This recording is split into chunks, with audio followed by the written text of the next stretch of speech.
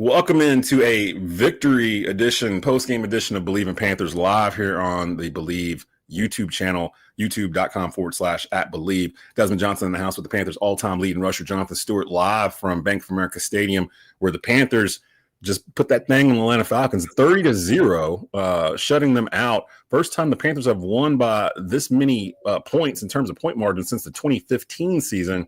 First time they have won by shutout since 2021. We'll get Stu's take on the game, my take on the game. I just want to say before we bring Stu in and get his first opening comments, I got to say thank you, Carolina. Thank you for thank you for helping me with my weekend, because my Friday night, I'm the voice of my alma mater. They're usually like a top 5 team in the state, right? They got curb stomped for like the first time in like 10 years at home, like 42-14 or something like that. So I started off my weekend like that. Saturday, Tobacco Road Sports Radio. We're the producers for North Carolina A&T. We do their football games. They played North Carolina Central on Saturday. I produced that game. They gave up 748 yards of offense and lost 62-0, I think it was. So that was my Saturday night. Going into this game, I had some concerns, I had some feelings based off of what we'd seen. But I heard the voice of my man, Jonathan Stewart, in my ear, kind of calming me down. Look, we shot ourselves in the foot both weeks. If we just don't shoot ourselves in the foot, let's see what happens. And today, we kind of saw what happened when a Panther team doesn't shoot themselves in the foot. Stu, I'll let you start this off. What's the number one thing you saw in this game today before we hit my Sunday game notes in terms of what stood out to you? Well, several things stood out to me. Out the gate, Bryce Young was efficient. They had a game plan. They came out and they executed it on the first drive, which was, let's get some easy completions. Let's get him rolling out on some play action, getting him into his comfort zone of being on the run, throwing on the run. Let's fill the game early, right? And then his decisiveness, right? When you look at that touchdown run, to the naked eye, to the random person, you're just watching a quarterback, take what's being given to him. But him being very certain, actionable, not hesitating, those are the things that separate him from this week and the weeks prior to, because now you see a guy that's going in confident in the game plan. I'm taking what the defense is giving me, and right now I'm about to score. I'm going to be decisive about it, because the moment that you become indecisive, a run like that turns into just a first down or pick up a couple yards and you get knocked out of bounds. He was decisive from the get-go when he rolled out of there. When he rolled out, I knew he was going to score because there was no slow motion to it. And then secondly, just the execution on all phases of the ball. This was the most complimentary football game that I've seen the Carolina Panthers play in some time now. You can go back to last year when they played the Atlanta Falcons in the new year, right? To knock them out of the playoffs. That was one of their best games execution-wise. But this is even better because obviously it comes with, shutting the Atlanta Falcons out completely. That means the defense did some things that we've been hoping to see, with the additions of Trayvon Moehrig, on the defensive line. There's been so many additions. And I think right now, after a game like this where we come out victorious, you have to think to yourself, hindsight, well, it might take them a while to figure out what they're capable of. Because think about it. If there is question marks going into the season, it takes time to figure out those answers. Even if you got the guys, you still have to put it all into the same mixing pot, right? You still have to mix up the seasoning. You still got to see if it tastes good. Like, you don't know if it tastes good together, right? I know we do the food analogies and whatnot, but it's the truth. Yeah. It takes time. So hindsight, we sit back as Carolina Panther fans and NFL fans, we get so bent out of shape when things aren't going as expected out the gate. And we don't have the patience, right? Because these days we are instant gratification people, right? We have Amazon packages show up to our doorstep when we want it. We want everything microwave version. That's not the case when it comes. Reality. Yep. Yeah, that's not the case when it comes to building an organization, and that's what the Carolina Panthers are trying to do. And today we got to see a a good product of football, one of the better products that you'll probably see throughout the league. And so today, in week 3, so I loved what I saw on defense. Guys were flying around, setting the edge against a team that thrives on, spreading that zone out with Bijan Robinson. They want to stretch the defensive line and find those gaps. And what we did a good job of is squeezing those gaps, holding the edge. When you contain the edge, those gaps become smaller and smaller and smaller. And what that does, it makes them one-dimensional, which they became today, where, a lot of his yards came in situations where it didn't matter. We were basically playing prevent, throughout the rest of the game because our defensive line was terrorizing Penix. I did not expect that portion to happen because we didn't have a sack today, but it wasn't so much that they were getting in Penix's face. It was disrupting the timing and like just sending 4. It felt like they ran more of a 4-3 today, or like a nickel kind of base defense where they had 4 dudes up on the line. And every time they didn't really send anybody extra, really the whole game. I didn't really see any blitzes or anything. They sent Trayvon one time. I remember that because Trayvon came through the B gap and just basically smacked Buddy. So he smacked Penix so hard. Penix was probably like, "Man, look, how many times we gonna do this?" they got him rattled early. It felt like Atlanta was us from the past 2 weeks. That's what it felt like. It felt like they got thrown off their game plan from the very beginning, and they were playing catch up from then. And then the turnovers happened, which is what we were doing, and we didn't commit any. So it was like, what happens if another team acts like us? So they started doing that.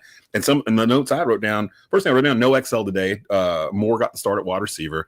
He didn't really do much of anything either, but the fact that they rested Xavier Legette today because of the hamstring he was dealing with over the course of the week, I thought that was interesting. The defense, I was a little worried first drive because Atlanta went right down the field. The defense fought back, and then their field goal kicker missed 1 of 2 field goals from over 46 yards away there. So that kind of was a momentum builder. It felt like watching it on TV and listening to it, and maybe you can attest to this since you were there, it felt like there was some juice in the building like today. There was juice in the building. There was juice outside. There was juice throughout the week. I mean, look, if you tune into the Carolina Panthers, believe in Carolina Panthers, believe in Panthers, and believe in Network, you're going to get this juice. Mm-hmm. We got the juice because we believe. And I think once you start watching your team believe, that's what makes football different than any other sport, because it takes 11 guys at the same time to believe in something bigger than themselves to go out there and execute for the fans, for themselves, for their families, and just put something together that is a good product. And we did that today.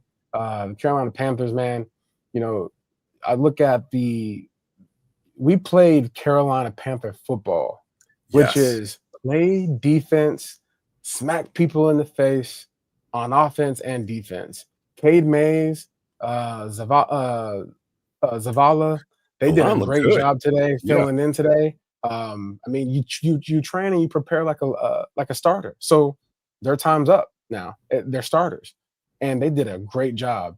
I'm not really sure that what got into them. That offensive line, there was no pressure today. Yeah, I mean, Bryce had a wall to stand behind. And there were running lanes to run. There were so many running lanes. I'm pretty sure the running backs wish they had some runs. Runs called. I'm pretty sure they wish they had some runs back because, Rico Dowdle on a draw, it was like 3rd and 12 or something like that, and he tripped up on Zavala's foot. I'm pretty sure he wish he had that back, because draw plays on those situations, that's where you can get a large buck of your money, right? So I think watching the defense, making those tackles, coming up and being physical, finishing tackles, that's one of the words, finishing, right? We talk about finishing games. We talk about starting off fast, but not being able to finish drives. I look at the Michael Jackson pick, right? That's a situation in the past where a great play where he should have scored, but I don't know what he was doing as a running back. As an offensive player and a running back, I appreciate that, because now you're going to give me a chance to score, right? Yeah. In the past, that's a situation where we settle for a field goal.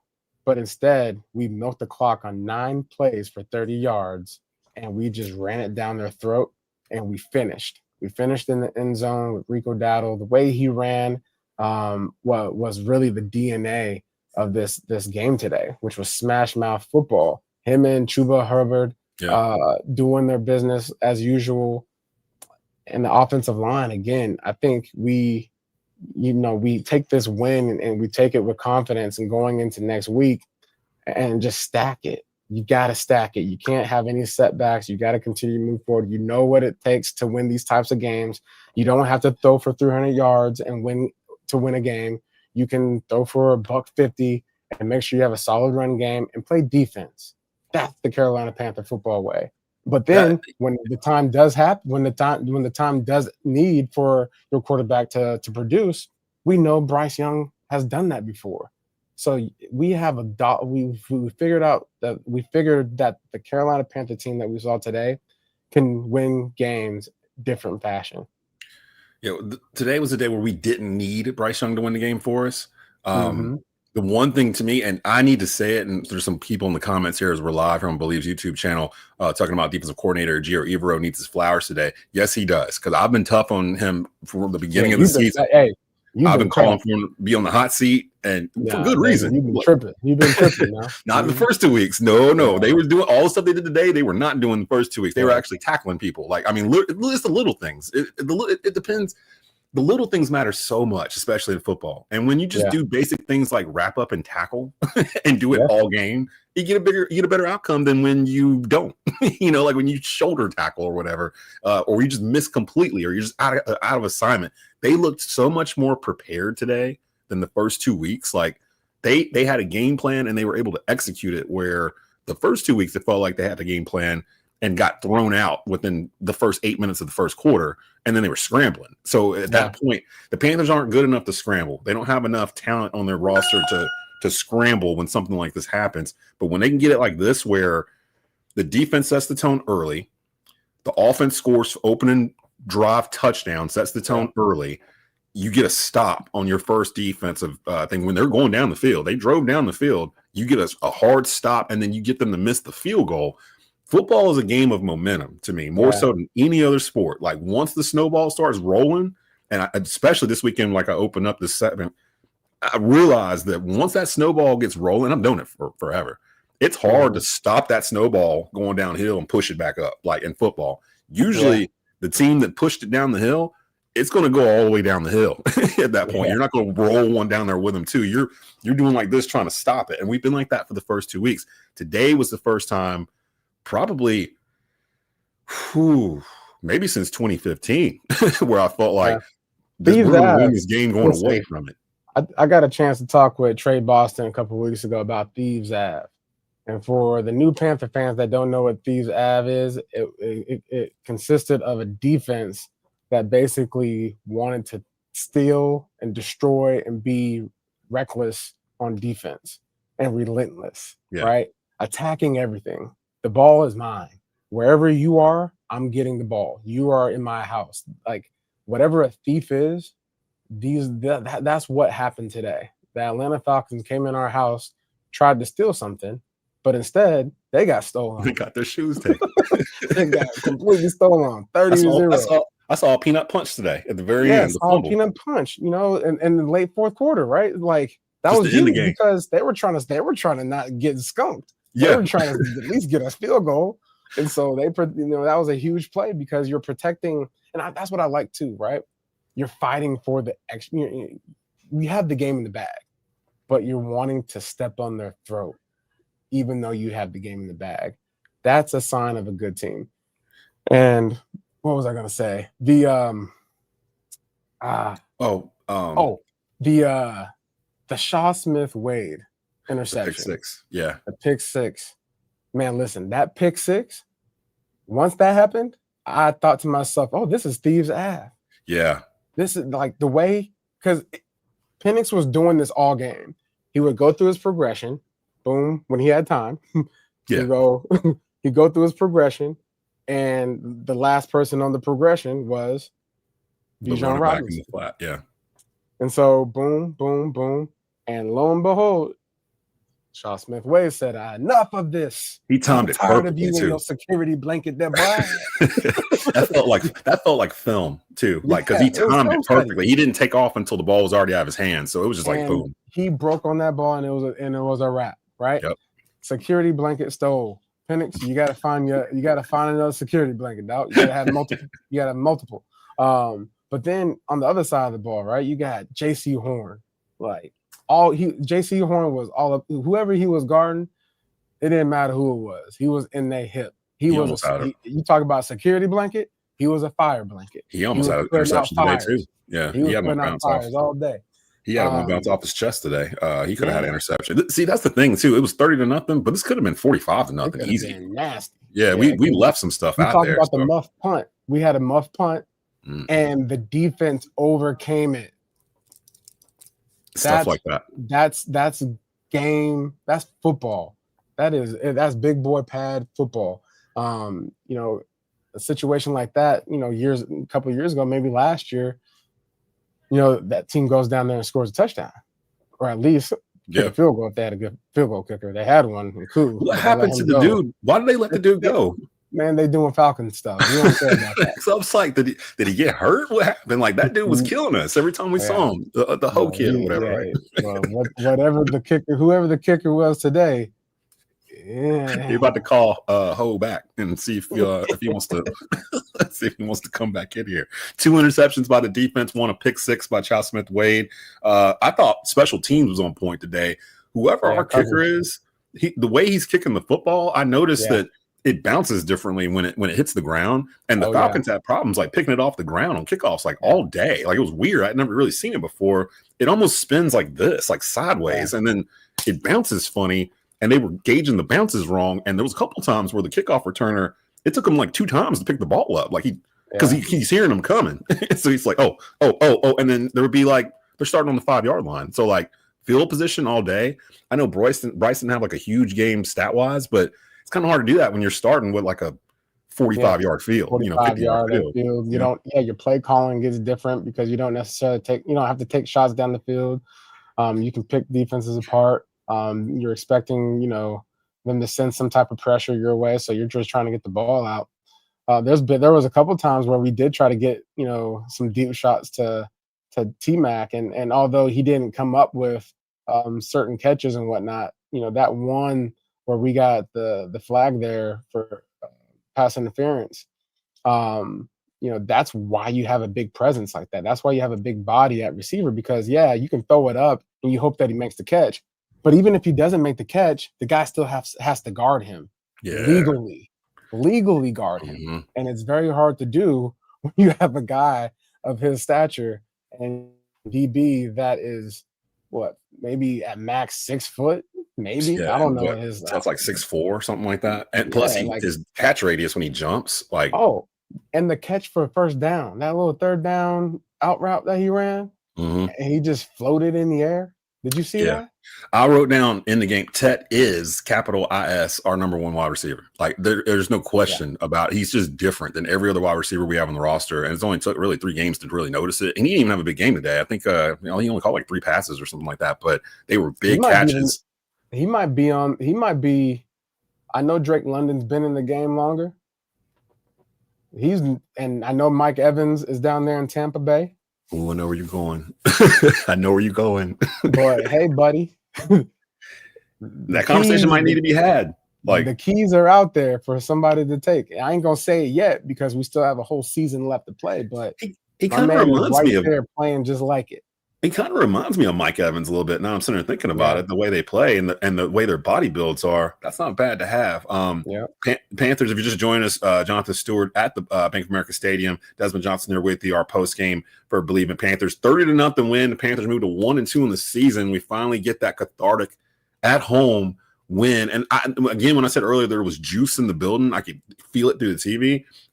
When Carolina has a fun team or a fun game, like early in the season in Charlotte, you can hear it in the crowd. Like, you can hear the crowd do certain oohs and ahs and things like that when when certain things happen. Like when Mike Jackson got that interception, the crowd made like a noise, like oh, like it was like this rumble, just kind of because they saw he might be able to score on this, like that kind of thing. When Charles Smith-Wade got that pick six, there was a certain like rumble kind of to it, and the players were reacting to it in terms of that Panther old school stuff that you guys started, where you go celebration. That's what it's called. Celebrating the little things. Celebrate the little wins, because you about to do what you came here to do, which is win this football game. I'll tell you this, Jake Delhomme, we were in the booth, and Jake Delhomme, right after third quarter ended, Jake gets up, just to kind of get his legs and walk around and whatnot. But he gets up and he looks at me and he says, "Oh, you hear that? It sounds different." Mm-hmm. And he's talking about the third quarter ending. Usually people are like, "Yeah, let's go. Let's turn up for the fourth," right? Mm-hmm. We haven't had that feeling in some time now in Bank of America Stadium. And so I'm really excited for the players that are on this team that has been on the teams for that, like Chuba Hubbard. Chuba's been here through a lot. Derek Brown. And it has not Derek Brown. They haven't seen this side of football at the NFL level. They haven't seen this side of, man, I'm proud to go out there and showcase and put on for my city, because they've been wanting to do that this whole entire time. They just haven't had, the players, the staff, the mindset to do that. And now you got these players that are all, aligned and attuned to play football the right way under Dave Canales and Dan Morgan doing such a fantastic job of getting football guys in that locker room. We're starting to see some good football. And I'm glad it's happened the way it did this week, because after the city was kind of hot after the Steve Smith comments from earlier in the week on WFNZ, and I understood what he was trying to say. He just didn't say it in a politically correct manner, I guess, so it rubs some fans the wrong way, because those fans are like me. They're like, no, we're here. We've been watching. We've been dealing with this for 7 years. So but you ain't going in nobody's DMs threatening them. No, that was too much. Yeah, that's what I'm saying. Like Charlotte can get wild. Charlotte can get crazy. But to the fans' point, I understood where the majority of them were coming from, and I think Smith did it too after after the fact, and he did get on and apologize, like this has gone too far, and I agreed. Like this is way too. This is football, y'all. This is football. Don't take it so serious. Yeah. But I will say this, and you can attest to this because you've been in that city when the Panthers are on fire or when they've won. There ain't no better place than Charlotte, uptown Charlotte, after a Panther win. Like it's so just. The city is bouncing, it's buzzing, and like when you get that going for a whole year, it amplifies every week. And like when the city is so thirsty for a winner, like between the Panthers and the Hornets, and for how long they have waited to this was a cathartic win. Like for me and a lot of other fans that have just sat here and watched everything going on, it felt like all the stuff they've been practicing, all the stuff Canales and company have been teaching, habits they've been trying to form. It felt like today was finally that day where you get the test back, like, oh, I got a 95.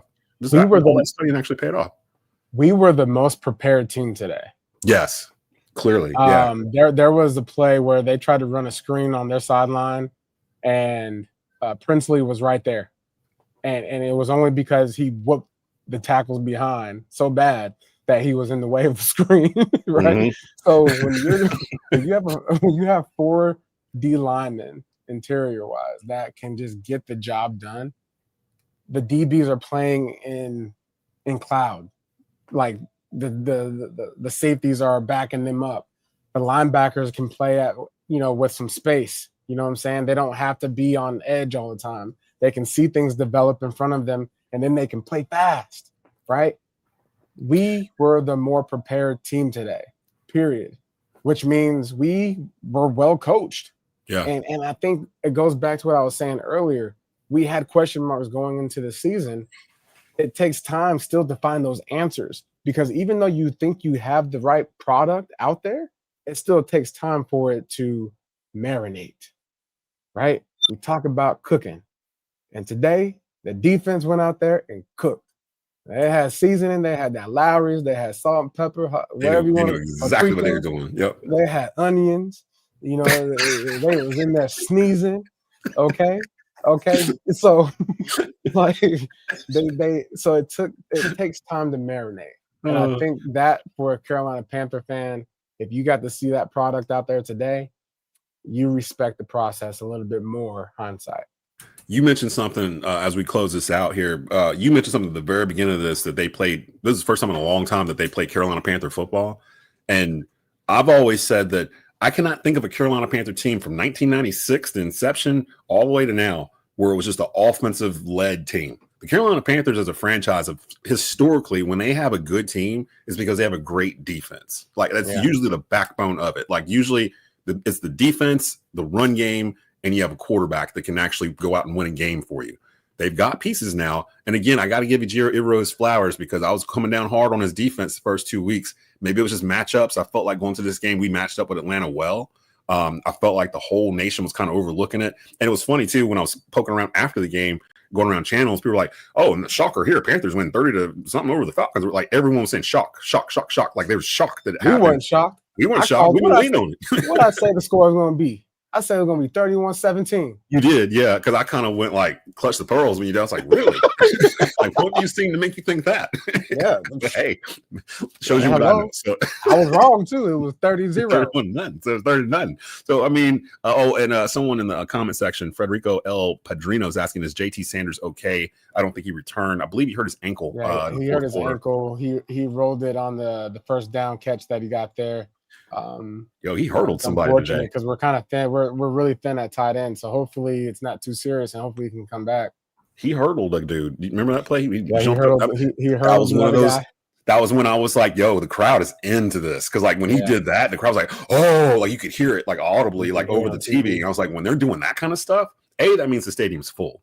And it's full of Panther plans. And they've been waiting. They came for a party they didn't know was going to happen. They just heard it might happen. So they sat in the front yard waiting to see what's going to happen. And then at 9 o'clock, boom, the party started. Like, oh, we remember this. You remember this? I remember this. This is very familiar. We get to Can we do this next week? Yeah, can we do it again? We get to go to work on Monday actually happy. And again, my weekend for football started off really bad. So I came into this Sunday like, okay, here we go. Divisional rival. We're at home. I don't know what's going to happen. I'm just going to wait and see. And I just sat there and just kind of waited. And from the very beginning, it felt different. I'm like, this feels like something I haven't felt in a couple of years. Like this feels like they can build on it next week. It's not like a one shot. The team they played against played so bad that we had no choice but to win. Carolina went out and actually asserted themselves. Like they made Atlanta play bad. Like they made Penix do these decisions. Like it wasn't Atlanta just screwed up. They imposed their will on the Atlanta Falcons. Shout out to Derek Brown, J.C. Horn, dudes on that defense that really came to play. Yeah, Morick had a big game today. Mac Jackson had a good game today. Charles Smith-Wade. That whole defense stepped up and played today. Derek Brown, the value of Derek Brown in the middle or just not in the middle, but on that line, he's a disruptor. He had a couple of tackles where it looked like he was trying to take the dude's shoulder pad off, like from here to here. He like yanked the dude all the way around or whatever and brought him to the ground. He's special. He's just special. Like when you were in the summer, you were in the heat of the you in the middle of summer and it's 100 degrees outside and you find yourself somewhere in Jacksonville or Tampa and it's so humid and you're by the water. And you got that crowd of gnats, right? Them crowd of gnats or mosquitoes that just keep on bothering you. Mm-hmm. Like you just keep doing this all day. That's what Derek Brown was that for that offensive line today. Like the whole, he was giving them hell all day. Yeah, and again, no sacks, but it didn't matter. You don't necessarily need the sacks if you can disrupt the rhythm and the time. Disruption, get the quarterback off of his mark, and I think that's what we did a good job of. We got him off of his mark early. Mm-hmm. We got hits on him early. One of the other things too that I want to mention is that the Carolina Panther fans, they were a factor because the Atlanta Falcons couldn't communicate for a doggone. They couldn't communicate for nothing. And so they had a couple times we had to call timeout because the play clock was running down. Yeah, so they had 2 timeouts just basically because they couldn't communicate. And that put them in a bind before the half because they couldn't execute closing out their half because they had no timeouts. They had guys catching the football in the middle of the field like dummies because they had no timeout. and we went down and scored previously, and we knew we were getting the ball back at the start of the third. And all these coaches I talked to, whatever level, high school, college, pro, whatever, they always say the biggest part of the game is the last 4 minutes of the second quarter and the first 4 minutes of the third quarter. If you run those two and can score in both, you got a pretty good shot to win the game. And Carolina did that. They actually came out and did that today. It just felt good, man. It felt good to see all the talk that we've heard from Canales and company, the players. Like Derek Brown said, like it's enough time. We need to stop talking. Let's stop talking and actually do something, you know. And today they did. So they did that. They did that. The last thing I wrote on my notes: no better feeling than benching the opposing quarterback with 10 minutes left in the fourth quarter. Like when I saw that and saw Kirk Cousins out there, I was like, "Oh man, yeah." Oh man! And then they put him into a 4-and-out situation too. That was great. Yeah. And they were throwing the balls like behind wide receivers, like lead them too far, Penix and Cousins. So I'm like, is that pressure? Like just they start thinking about where's it coming from. And when you can do that with just 4, the best Carolina Panther defenses I can think of did it with 4. They basically did it with 4. The Julius Pepper-led defensive lines with Mike Rucker and those boys. Charles Johnson.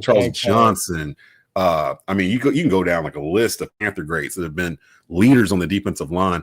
Derek Brown and Ashawn Robinson played well today too. Like, just again, shout out to the defense, shout out to the whole team for a great team win. Shout out to the defense, offense, and special teams.